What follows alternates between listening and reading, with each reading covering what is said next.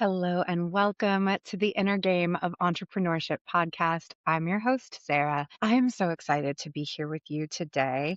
I got to tell you, the episode that I am about to record was not on my schedule for today. This was not the topic that I had planned to talk about, but it came to me this morning in my movement practice, and it was so pressing and so juicy. I had to stop what I was doing in my practice and take notes. So, if you're watching the video version of this podcast, if you see me looking down, I have like an actual written notebook where my notes are today. So, the thesis of this episode is that we all want skills, but we don't really want to engage in skill building because skill building is actually fucking terrible. Let me cook. Okay, so in business, this might look like you picture yourself in the future, the CEO you want to be, the company you want to be running, and you see yourself running a global team. You see yourself speaking on huge stages and getting paid tens of thousands of dollars to speak. You see yourself as a published author. You see yourself being called in as a subject matter expert on TV. You see yourself fully booked out with clients, whatever it is that you see for yourself in the future. And you're like, yes, that's who I want to be. That's where I'm headed. But that person has a certain level of skills and capabilities required to do those functions, to be in that space that current us maybe doesn't have, right? If you listened to the first episode of the year, How to Be One of the 8% of People Who Reaches Your Goals this year, I talked about the logical levels of change, right? And we talked about changing first at the identity level. So we're kind of going a different way in the pyramid now. How do we get to that identity level? Well, we need some skills and some capabilities because the person that we want to be has those skills, has those capabilities. They know how to do that thing. We all want to be there. We can see it in our mind. We're like, yes, I want to be there. But in order to be there, we're going to have to start taking some practical steps and learning some new skills and trying to do new things. And the actual process of that, most of the time, is painful, actually painful. Fucking sucks. And so we get into it and we experience the discomfort and the cognitive dissonance and the stretch of it. And then frequently we go, this is too hard. This sucks. And a series of things can happen at that juncture. But basically, we just kind of like stop because it's hard. And so we never get to the place that we're trying to get to because we're not able to have the tenacity, the grit, and the resilience required through the skill building phase, through the part where we have to suck at something, sometimes in public, in order to have the repetition, to get the repetition in, to become good at the thing, to be the person who's good at the thing. I'm hoping that this is landing. I want to use movement as a metaphor here because it both is and isn't. And I really think everyone who's building a business needs a physically demanding hobby. That could be weightlifting, it could be dancing, it could be pole dancing, it could be swimming, it could be yoga, it could be roller skating, it could be contortion. Take up a physically demanding hobby. And by physically demanding, I mean it should be humblingly hard for you. It should require you to build physical strength, endurance, flexibility, and new neural pathways, like new physical skills. And it should be the kind of thing where no matter how much you practice or how good you get, there is an 8-year-old on the internet who is better right now than you will ever be in your life. That's the type of physical skill you want. You want to watch people do a thing on video and go, oh my God, I want to be the person who can do that thing. Boom, there you go. That's the goal. That's who I want to be. I want to be the person in that video capable of doing that thing. Watching this pole dance, and I'm watching somebody who's like hanging upside down from the inner crook of their knee, and they look so graceful and so relaxed, and it looks so effortless. And I'm watching that and going, I want to be that girl. Okay, but the only way to become that girl is to get on the pole. And the first thing that you recognize when you get on the pole is it actually physically hurts. Like, it's very hard. It is metal. You get bruises. Your skin is chafed. Your hands are slippery. It's hard to lift yourself. You feel like you had no idea how heavy your butt was until this very moment. and you're looking around and there's other people and they're in class and they're doing it and you cannot get yourself off the ground and it is so physically demanding, right? I'm just using pull as an example. This could be any physical skill. You have this moment where you are so physically challenged. This is the moment where you start experiencing skill building, experiencing it in real time. There's no magic solution but practice. Oh, that sucks. We want there to be a shortcut. We want there to be a faster way. We want there to be a way to make it easy. Can't I just get there without grueling for a long time? No, you cannot. Ain't nothing to it but to do it. You're just going to have to push yourself to try and do the best you can do today. And here's what will happen. It is physically hard. And if it is the appropriate level of physically hard, it will become emotionally hard because it's humbling. And it may be mentally hard because there's actual cognitive dissonance happening. We only have cognitive dissonance happening when we're learning new things. A lot of adults, we don't learn a lot of new things frequently. We engage in repetitions of things we already know and confirmations of things we already know. If we are never confused, if we're never like, wait, I do not get it, we're not learning. So we encounter, I do not get it. I need you to explain it to me again. I see it, but I can't do it. I don't get it. Humbling. And if it's the right level of humbling, so now it's the right level of emotionally hard, it will become hard for your ego. And this is where skill building is made or broken. The second it becomes hard on your ego. And the way that you can tell when you've entered the territory that it's hard on the ego is that your inner asshole shows up. And your inner dialogue starts going, I should be able to do this. I should be good at this. I should know this already. Why is this so hard? Why is it so hard for me and not so hard for them? I should be better than this already. Now, I always say, it's so funny when you're in this industry, especially for a long time, you have a lot of catchphrases. I got a lot of catchphrases, y'all, where there's should, there's shame, there's shadow work to do. The second you start saying should, I should be able to, I should be better than this, I should be able to get this faster, should means I have shame about this. I am judging myself. I'm saying I'm not good enough, right? If I should be able to and I can't, I am shaming myself for where I'm at right now. That is an indicator that there is shadow work available for me there. Why do I think I should be able to do that? Why am I putting that much pressure on myself? Why am I not more compassionate with where I'm at in the moment? Why am I not willing to give myself the resources, the support, the compassion, the love that I need for where I'm at right now in order to get from where I am right now to the next level? Why am I shaming myself? Where there's should, there's shame, there's shadow. So you know if you're in your ego, if the shoulds show up. This also gets real hard for me, y'all. When it's in the territory of I used to be able to do this easily and now it's hard for me. Oh, that one hurts. That one is a kicker. When you watch yourself and you're like, "Ooh, I'm out of practice on something or I've let a skill go or I used to be strong enough. I used to be able to do this thing and now I'm coming back to it or trying to do it in a new way and I can't do it anymore." Ooh, now it's a struggle for me. That one is a kicker because then it turns into I should have practiced more. I shouldn't have let this go. I can't believe I've let this happen. Now we're blaming ourselves. And if your inner asshole is set up a certain way, we will go into I'm never going to be able to do this. This will never work. I shouldn't bother working on this because it's never going to work anyway. There's no way I'm going to be able to ever be good enough to pull this off. I can't. And once you've arrived at I can't, you all kinds of fucked. Now, the really challenging thing is all of this can happen in a matter of minutes. It can happen in seconds. You encounter the challenge, you're humbled by the challenge, the ego feels challenged, and all of this litany of unhelpful inner dialogue starts.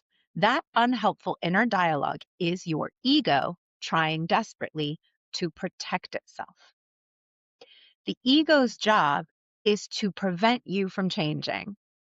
Unfortunately, right? Because the ego just wants to protect itself. It never wants to look bad. It never wants you to be embarrassed. It never wants to risk the childhood pantheon of inner demons: criticism, rejection, abandonment, punishment. Doesn't want to risk crap. No criticism, no rejection, no abandonment, no punishment. I don't want that to happen. I'm going to protect us by keeping us right where we are. And the best way that I can do that is by making you feel really bad about what's happening right now, convincing you it's never going to work, and convincing you to stop so that the embarrassment will stop. The humbling of this moment will stop. The physical pain will stop. We can go back to where we feel safe and comfortable and confident and like we know everything. This is why, like, I love taking a beginner class where I'm going to be the best person in the room. That feels good for our ego. Sometimes you need to be like, oh, I really am that girl. I really am that bitch. I really am that they, them icon. I really know exactly what I'm doing. That is fun, but you're not growing. Sometimes we need it because we don't always want to be pushing ourselves emotionally and physically to the point that we're going to cry. That's not like for every day. Sometimes we really do need an experience where we feel successful. And in business, that can be like someone who's just starting out asking you a question and you getting to hear how much you actually know and being like, okay, I really do know this stuff. I really know what I'm doing at my current level. We need that too. There needs to be a balance, but we don't grow there. We're not growing when we're the smartest person in the room. We're not growing when we're the most expert we know.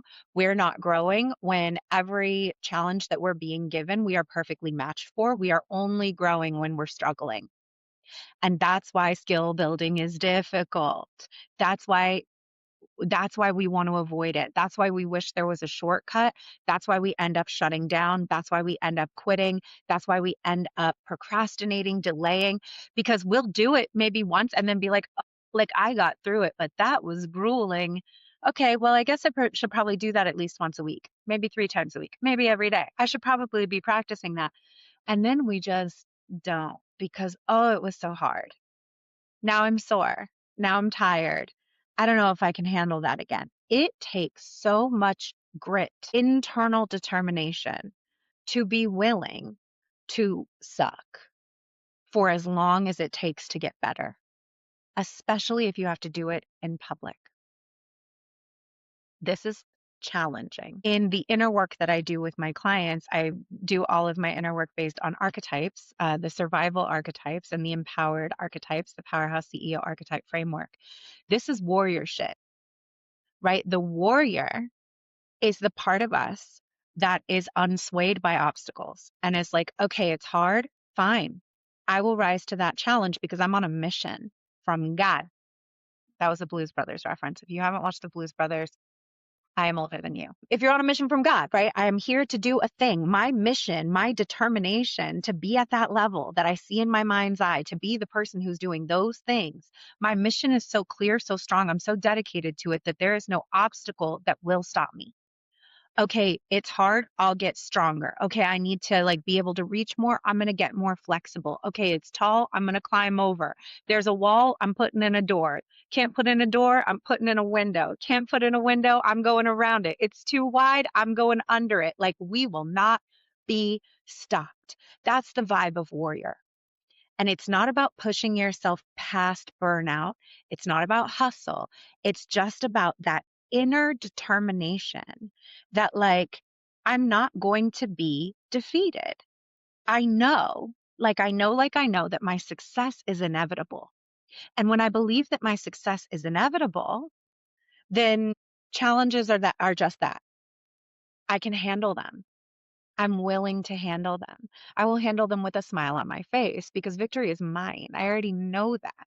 That's just who I am. I always win, right? That is the energy of the archetype of warrior that we can rely on in these moments where we feel challenged. And I want you to just feel, as I say those words, how different that feels from, I should know how to do this already. I should be better than this. I can't believe this is so hard for me. I'm never going to be able to do this. This stuff is easy for everyone else. Look, everyone's got it except for me. I can't believe how bad I'm fucking this up. The second we start thinking that, the second the inner voice in our head is the inner voice of ego, we are sunk. In a class environment, when this happens, like if this happens for me in a dance class, I am thwarted because the class is going to keep moving. They're going to keep going on. The teacher's going to keep teaching. And now they've gone on farther. And I'm like, wait, I'm still back here. I missed what was happening because I was wrestling with myself in my head. I couldn't even be paying attention. The thing I always say about this moment, right? Whenever this is happening, is now you've got two problems. You've got the physical challenge in front of you, and then you've got the inner turmoil that you're taking yourself through over the direct challenge in front of you. You can no longer just pay attention to what you need to do. You can't get diagnostic. You can't get curious. You can't build the skill because first you have to go wrestle with your shame. You have to go feel bad about yourself. It's an emotional detour from the work, and it's not productive. I hate that word. Y'all know I hate that word. But the way that I mean it in this case is it's not going to allow you to move forward. It's only going to slow you down. It is kind of a false flag where you have to just shift all of your attention away from focusing on what you need to do to gain the skill and go into the soothing required or even usually we're not even soothing, we're just engaging with the bullshit in our head. The thing that I found myself saying today, I just looked down at my notes and I found what I had written down as I was dancing was, with breath all things are possible. And I just kept saying it to myself and I like caught myself saying it and wrote it down. I was working through a class that was so physically challenging, and I do this work inside myself all the time. I do it in my movement practice because doing it in movement allows me to take it into business. I have real time lived practice of watching myself face and conquer challenges. And so the way that I talk to myself now is real different. The second I notice the shoulds pop up, or I'm like, that is hard. I am mad about this. I do not want this to be so hard for me. I have an alternate voice that kicks on, and I'm going to get into that, how we develop this alternate voice in a little bit. But my inner coach voice comes out. My inner powerhouse comes out. My inner coach starts coaching me through it in this very supportive, you've got this, you can do this, this is okay. Just focus. What do we need to look at? This is totally possible. Hey, maybe we're not going to get it today, but that's all right. Just breathe. Just keep breathing. With breath, all things are possible. With breath, all things are possible. Because I don't know about y'all, but when I am challenged, I notice that I am holding my breath. With breath, all things are possible.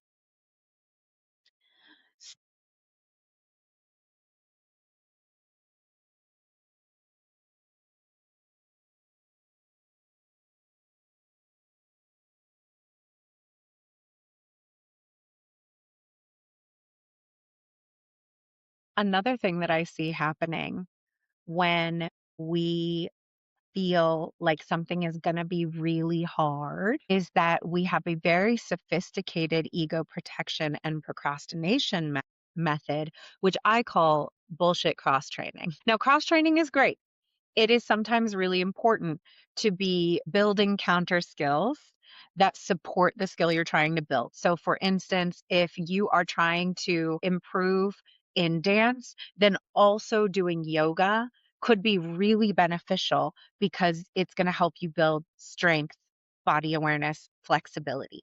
It's not going to directly help you get better at dancing, but it will help you build some of the capabilities and the resources that you need for dancing. Also, dancing can really challenge your body in very specific ways, and yoga can help unwind those things so you're not getting too tense, right? This also might be true, like say you're weightlifting, it may also really be good to be swimming. You're running, it may also be really good for you to be doing yoga, right? So sometimes like cross training is beneficial. I'm not saying cross training is not beneficial. Just like let the record state, I'm not saying cross training is bullshit.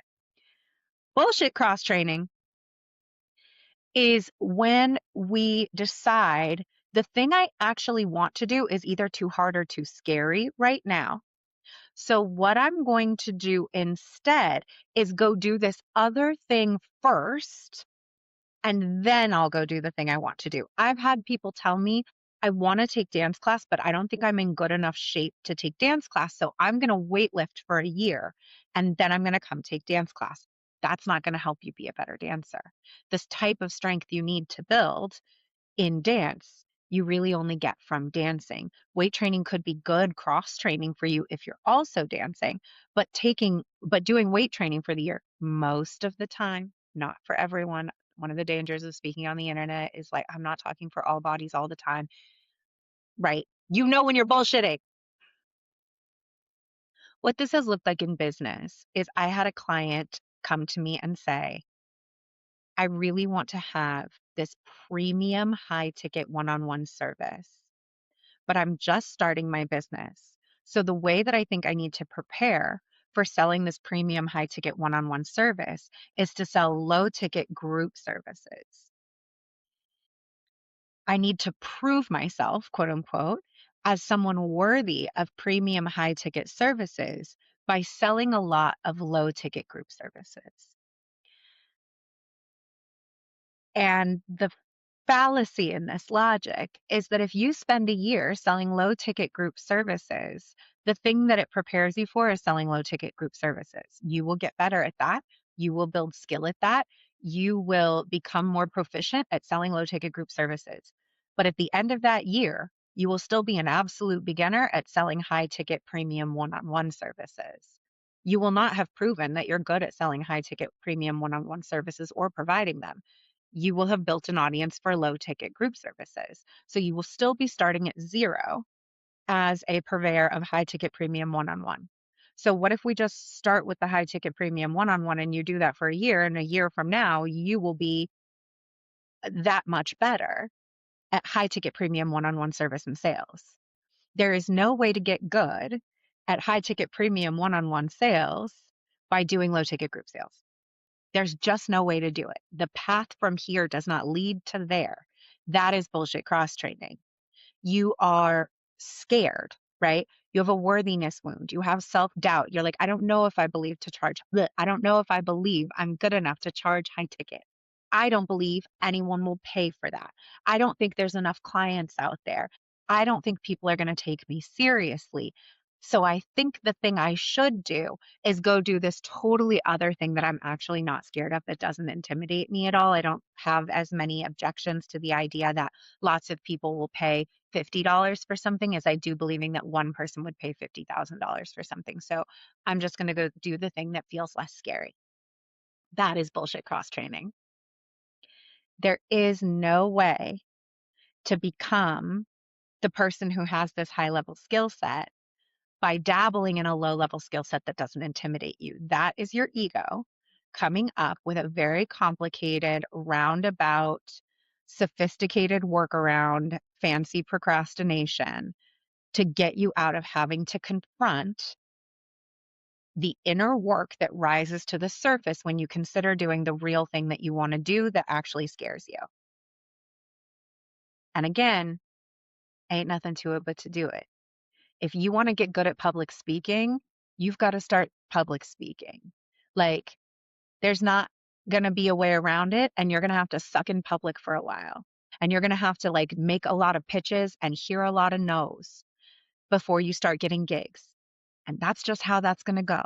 If you want to get good at podcasting, you're going to have to release 100 episodes that suck. Just no way around it. That is the path. If you want to get to the 500th episode, if you want to get to the point where you have that global podcast following, that people listen to you, that they hang on your every word, that they're booking your services through your podcast, you've just got to start podcasting. There is no way around it. And your first handful of episodes are going to suck. There's no way around it. You're going to change software. You're going to not like how you look on them. You're going to change your camera. You're going to get new mics. You're going to change your intro music. You're going to change your cover art. Like, there is no way around the growing pains of having to allow yourself to be seen muddling through in public. And this is where we circle back around to where we started. We want to have the skills, but we actually don't want to engage in public skill building because it fucking sucks. It is awful for our ego to allow ourselves to be seen in progress because we're perfectionistic and we're mean to ourselves and we're in our head and we don't really allow ourselves process and we want to appear fully formed and perfect on the world stage without having to go through the grueling and humiliating ritual of building the muscle while people are watching. It is hard. It is hard. It is agonizing. The reason I believe that 85% of businesses fail within the first 18 months is not necessarily because the product or service that those businesses offer is not good. It's because the ego pain required to fumble in public and to be seen being a beginner is painful. This is why I really advocate for people to do things like dance and yoga while they're building a business because you have to suck in public. Like it's not necessarily just like a solo sport. You have to do it in a room with other people if you're taking classes. And that is where you come face to face with the way that your inner world responds to the idea that people are watching you not be perfect at something. And that's going to give you a lot of information about the landscape of inner work required for you to become the person you want to be, for you to reach your goals, for you to see yourself in that place that you see yourself in your mind's eye, having those skills and rocking it out. There just is no other way. So, I had mentioned that I have developed an inner coach voice that I turn on in the moments where I'm experiencing physical challenge. And now it's in the moment where I'm experiencing challenges in my business, challenges in my life. I believe that there are three things that we need to do to get our brain back on track. We need helpful brain. I'm going to talk about the difference in a moment between helpful brain and non-helpful brain. We need helpful brain. So how do we get helpful brain? We need to, number one, get mechanical. Number two, get curious. And number three, get playful. There's a wonderful teacher who I took a workshop from. Uh, their Instagram is Erotics of Liberation, and their name is Care. They said that curiosity is the opposite of trauma. And I love that so much that when you are in a nervous system hijacked state, a fight, flight, freeze, fawn state, we are not curious. When we can get into curiosity, we can start to regulate. So get mechanical, get curious, get playful. Here's what I mean by get mechanical. What do I physically need to do step by step? That's the problem that's directly in front of us. What do I physically need to master in this moment, step by step? What's step one? What's step two? What's step three? Okay, now we're getting curious. How do I do that? What am I missing? What am I doing differently? What do I need to engage and what do I need to let go? How do I do this? Do I need repetition? Do I need to ask someone a question? Do I need to bring in somebody to watch me do it and give me feedback, right? Get curious. And then immediately after getting curious, we got to get playful. Let's have fun with it. If I'm here and I'm trying it, let's just make it fun. Lighten up. I can always try again. I don't have to get it today, right? If for dance, like thank God for me for music. Because once the music is on, if I like the song, I can usually get playful. I'm like, oh yeah, that's right. I love this. I'm here because I love doing this. I want this. I want to know how to do this. Being able to laugh at ourselves, bringing in a little bit of levity. We're going to talk soon about growth mindset versus fixed mindset on this podcast. But if you have never encountered that, just go throw in the Googs growth mindset, fixed mindset. You can even look on Google Images for growth mindset and fixed mindset. There's a lot of lovely diagrams that really show the two sides of the ways of thinking. It's from the book Mindset by Carol Dweck. But when we are in a fixed mindset, we are really worried about people finding out that we're not good We don't really believe we can get better. We believe that all the skills we have are really fixed and really limited. And our whole goal is just to protect ourselves from being embarrassed. But when we're in a growth mindset, we're like, I can do this. I can improve. I can get better. I can increase my skills. There's no reason for me to not be able to improve in this with practice. I can do this. So why don't I have fun doing it? I don't have to get it today. So we get mechanical, we get curious, we get playful. Helpful brain sounds like, what do I physically need to do? Step by step. What's step one? What do I need to do next? What do I need to know right now? What am I missing? Okay, now move over here. Okay, now do it like that. Okay, good job. Now try it again, right? Helpful brain. Unhelpful brain is, you really should be better at this. I can't believe you don't know this. I can't believe how hard this is. Once we start going down that track, our mind is not available to help us with the task at hand. Now you've got two problems. You're over here focused on stuff that will not help you. The second we find that happening, we've got to get mechanical, get curious, get playful. So in business, right, we're trying to build a business skill. We notice ourselves starting to learn it and we immediately get overwhelmed and we go, oh my gosh, I didn't even realize this thing I wanted to do had so many steps. This is so hard. I can't believe how far behind the eight ball I am. I can't believe how long this is going to take me. I can't believe there are so many people who are better at me than this. There's no way I'm ever going to be able to pull this off. This isn't going to work. I should just wait. I should just stop. I should just come back to this later when I have more time. I will come back to this when I have more money. I should just go work on this other thing for a while and get better at this, and then I'm going to come back to it later. All of that is unhelpful. All of that is us protecting our ego above protecting our mission, protecting our comfort zone instead of protecting our growth, our purpose. So, what we need to do instead, the second we see that happening, is, oh, okay, this is hard. Whew, this is harder than I thought it was. Okay, what do I need to understand today? Let me just see if I can get a good grasp of step one. Okay, this is going to take a while, but you know what? The time is going to pass anyway. That's all right. How can I engage with this the best I can today? What's the number one thing I can take away from this today? I'm probably going to have to practice this every day. How can I break this into bite sized steps for myself? Who can I call to support me? Do I need to get an accountability buddy? This is going to be a little bit more of a stretch than I thought it was, but that's okay because I believe in myself and I've got time. I've got resources. I've got the ability. If I need to go learn something, I can learn it. If I need to engage coach to support me, I can engage a coach to support me. If I need an accountability buddy, I'll go get an accountability buddy. Whatever it's going to take, what do I need to figure out in order to do this? What do I need to do next? What kind of help do I need to support me? Let's have fun. Okay, I'm not going to get it today. That's all right. I'm a work in progress. That's fine. I'm a human. Everybody out there is a beginner at something. Nobody's looking at me. What did Dr. Seuss say? Hating hoes ain't happy and happy hoes ain't hating? No. Those who mind don't matter and those who matter don't mind. That's what Dr. Seuss said. I think the other one is me. When we can bring that, our warrior, our coach, that's when we are able to endure the discomfort required for skill building.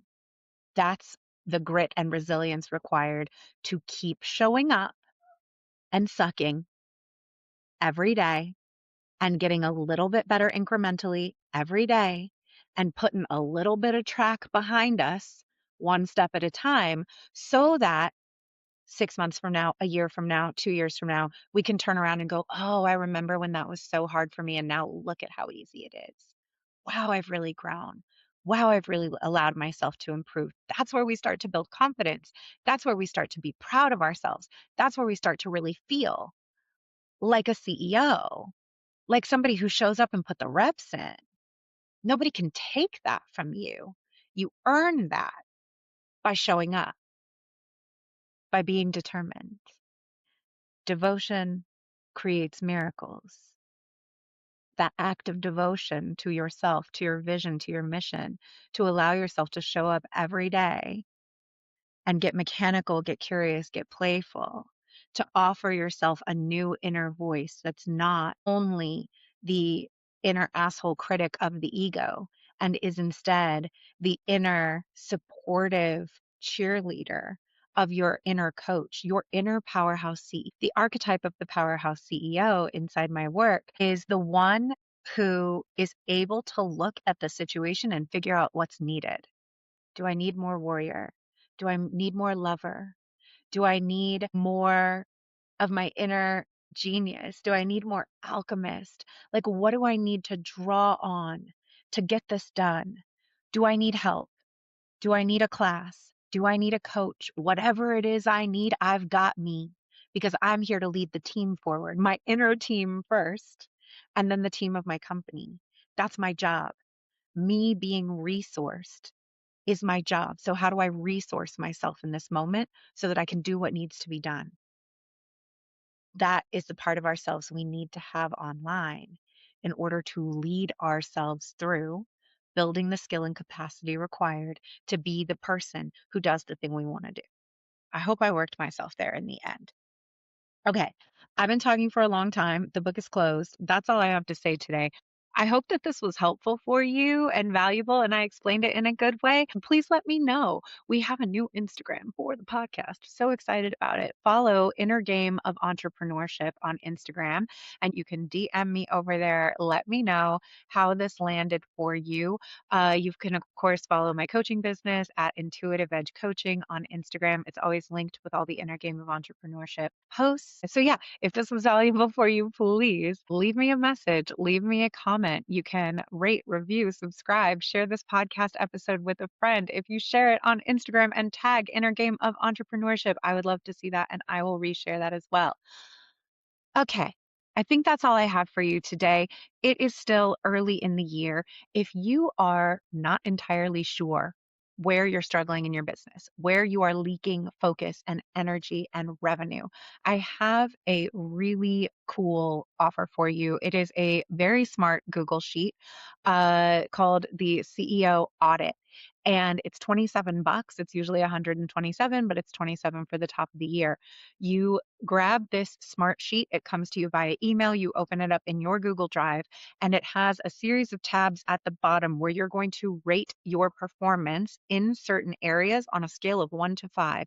And by giving yourself this simple assessment, the sheet is going to be able to tell you exactly what's going on in your business, exactly where you're leaking focus, revenue, energy, income, exactly where you're the bottleneck, and exactly what to focus on next in order to fix it.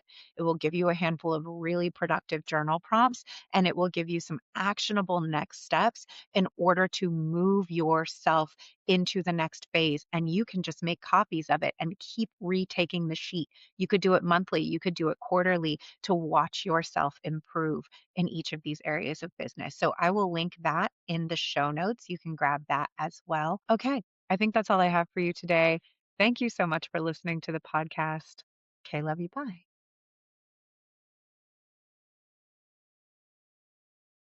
That's our episode for today. Thank you so much for taking the time to listen to this. I know there are so many things that you could be doing with your day, so many things you could be listening to, and it means so much that you are here in this community. If you enjoyed this episode, please take a moment, share it on social media, and tag me at Intuitive Edge Coaching. Share it with a biz bestie who you think needs to hear it and will appreciate it. And take a moment to to subscribe, and to leave a 5-star review wherever you are listening. It helps me grow this show, and it helps us grow and sustain this brilliant community of entrepreneurs dedicated to doing the inner work. Thank you so much for being here. Okay, love you. Bye.